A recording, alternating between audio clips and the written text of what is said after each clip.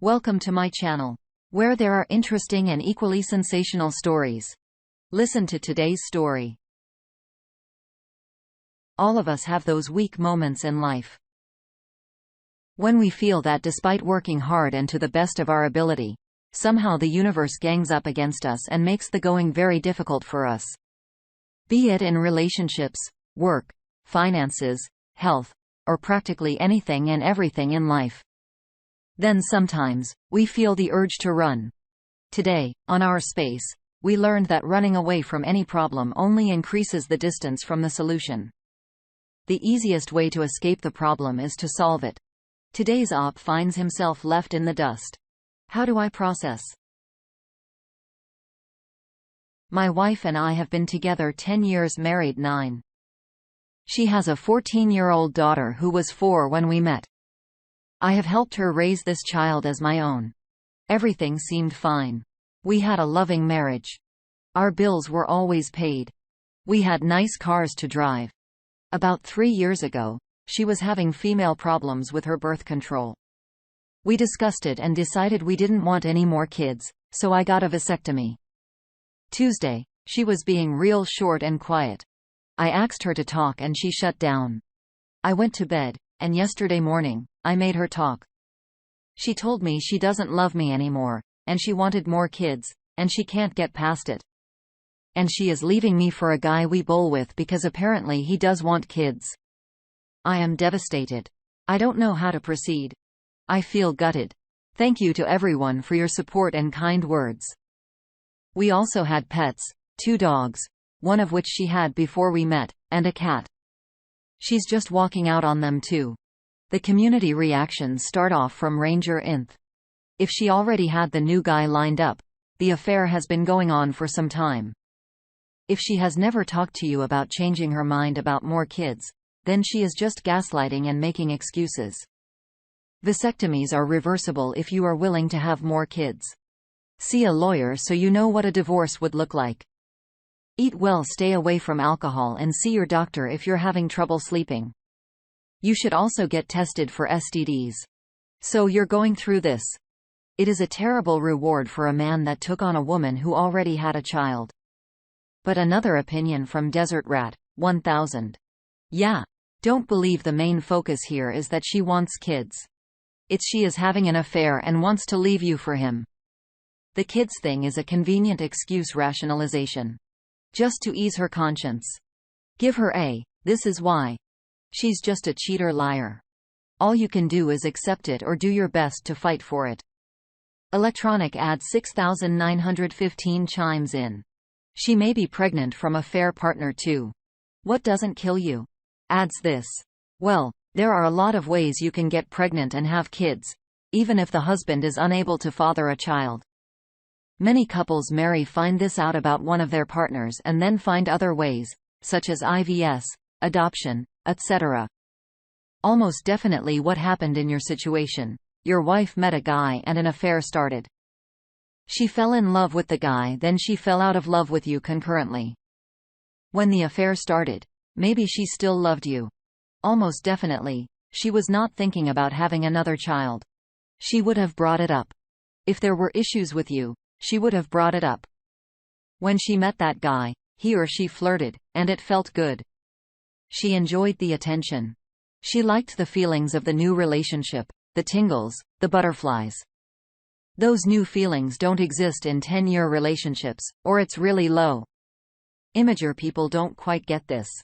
The new relationship feelings makes the immature cheater think this is how I'm supposed to feel in my marriage. I am really, really missing that. I must not be in love with my husband. I must be in love with this man who is giving me feelings. Now this is very simplistic. The actual thoughts are more subtle and nuanced, but at the basic core, that's it. While this was first happening, while she was not in love with him yet and out of love with you, she very likely tested you. She likely thought you should be a mind reader. Like, first time she kissed him, had sex with him, she came home, and she thought you might be able to tell. She felt so different all of a sudden. But to you, if you did not think something different, which, how could you really? But if you did, you didn't say much about it. He must not care about me, or we are so disconnected. Now she wants another baby with the new man. Maybe she already is pregnant. Maybe she had a scare already, and they talked about it, and he said he'd like it. Most of the time, these affairs fall apart when it gets real. Right now, the other man doesn't have to do anything, but have sex and blow smoke up her butt. You have to deal with the kids, chores, finances, work-life balances, and all the other real things that occur in marriages. The affair is like a bubble. Nothing really penetrates the membrane, and inside of it's just sweet, nothing in sex. I love you. You love me. We will live happily ever after. Tell me more about the guy. How they met. What she says happened. And what you know is different or suspect is different than her claims. The OP answers. She has bowled in a league for a few years with him. I have too. I had a vibe a while back and asked her about it, and she said it was nothing, and they were just friends. I let it go. She says that they have a lot more in common than her and I do. She also said she can't see a life with me, but she can with him. Kabbalist writes says it'll implode when the reality hits and he has to deal with a moody teen 100% of the time. Excitement and escapism is what's happened.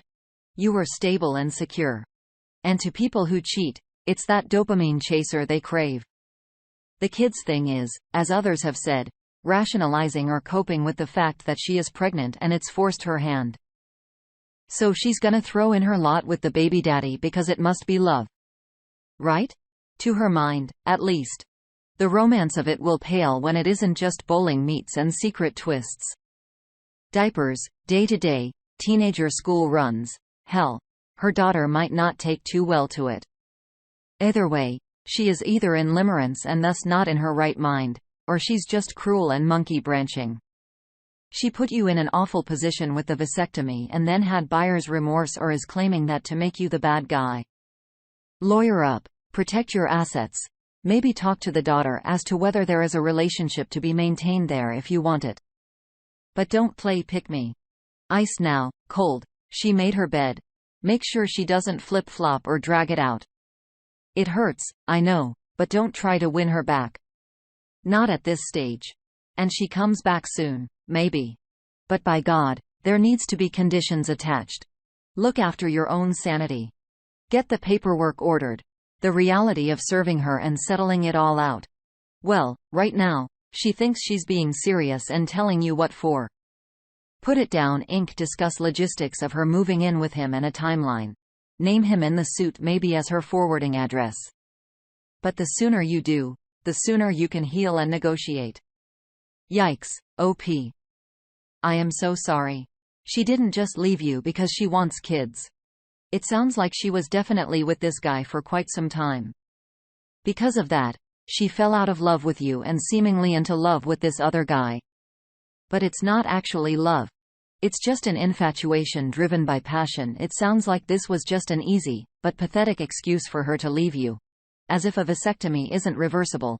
Saying that she can't see a life with you, but she can see a life with him is ridiculous. She's blinded by pure lust right now.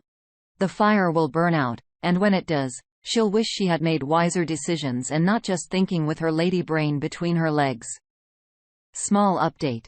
She was staying at the house one more night.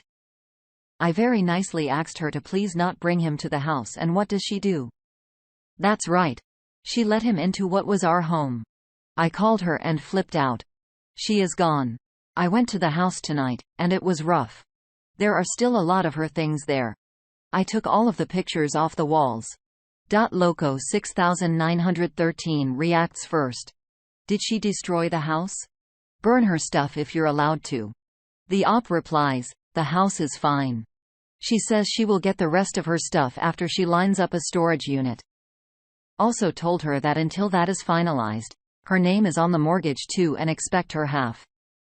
Del Loco 6913 responds again. Good. Maybe don't burn her crap then. Wow. Just a total lack of respect for you and the life you built together.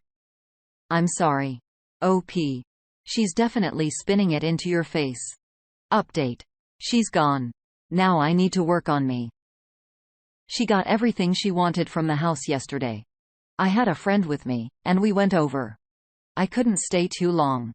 Went in today and did a walk through. It is a sad place to be right now. Don't know if I mentioned this, but the home we shared was my childhood home. I really don't want her to ruin that house for me. My next step is to go in and clean the place from top to bottom and start moving things around to make it my house. We have a comment from a deleted user. Changing the environment you live in is often seen as being a very cathartic thing to do. If it's within budget, replacing commonly used or soiled furniture with something better is the way to go. If not within budget, then changing placement and decorations is just as good. Trash everything that reminds you of her, including gifts and keepsakes, photos. In fact, deleting everything that has her ugly mug in it also is advisable, and memories. Sure, you can remember the good times, but the concert reminders of her serve no purpose. She is best just cut out of your life like a cancer. Update. Going to get some counseling today. Going to try to talk through some of these feelings. I feel like I'm down in a 60-foot that's around 18 meters for our metric friends. Coal was no way to get out. I know it's only been a little over a week since D-Day, but I don't want to feel this way anymore. She was wrong, and she effed up. Armor Teague 227 replies first. Be glad you get out of this before she's stuck you with her affair, baby. She's no longer your burden, my friend. A fair partner can have her leftovers. Go full no contact. Spend time just getting reacquainted with yourself and around good support and old and new hobbies. Now is the time to make new memories. Good memories to aid in a clean slate from her depravity. Good luck, bud. Update. Feel like I'm in a better place. She's gone and her crap's gone. I've been cleaning the house, and I feel better about it. Got my bedroom moved to new bedding. I'm to a point of acceptance. It still sucks and I have moments, but I'm starting to realize it's for the best. Another update, going to court on Friday. Not looking forward to it. I have been completely no contact with her for about a month. Took the day off work. Feel like this is going to hit me hard. Wish me luck. Just a guy 1961 chimes in. Instead of thinking about this being the end, think of it as being the beginning. Sure. She treated you unfairly. So this is where you leave her to her own poor choices while you take back control over your life. New arrival, 9860 says keep in mind this isn't the person you knew nor the person you married. It's now a business transaction and good luck. Another update and the news I heard: sign papers in front of a magistrate on 5/13. Just heard last week that she is already pregnant with a fair partner's baby. That didn't take long. Also, means that she was pregnant when we signed papers. They asked her if she was pregnant, and she said no. So basically, she lied under oath. What an awful human being. When the going gets tough, we tend to do what is most expected of us. Either put things off or run away from problems. She's definitely running away from something, and she's looking to murder and bury an old life with a new one. The problem is that whatever it is we're running from doesn't just disappear. When we don't see results, after a little effort, we tend to bury the problem, hoping that we would be able to get away from it when we don't pay it any attention or blame circumstances or people about it. This comforts us temporarily, as the blame is now on something beyond us, beyond our control, and this exactly gives us a sense of relief. Why does running away from the problem or problems seem to be an easier solution? Running away from the problem gives you a temporary sense of comfort that the monster can't see you any longer, a feeling that you have escaped the danger you could have been in. The blame shifts to something else or someone else, and a general sense of optimism that things will get better and much more. Running away from your problems is a race that you will never win, because one day, no matter how long it's been or how far away you are, you're going to have to deal with them. You're going to have to fix them. What is needed, rather than running away or controlling or suppressing or any other resistance, is understanding fear. That means watch it, learn about it, come directly into contact with it. We are to learn about fear, not how to escape from it. What do you think Ops X is running from? Thank you for joining us today. Like and subscribe and hit that notification bell so you don't miss out on our next video. We'd hate for you to miss it. Also, please let us know what you thought of today's content. We love hearing from you. See you next time on our space.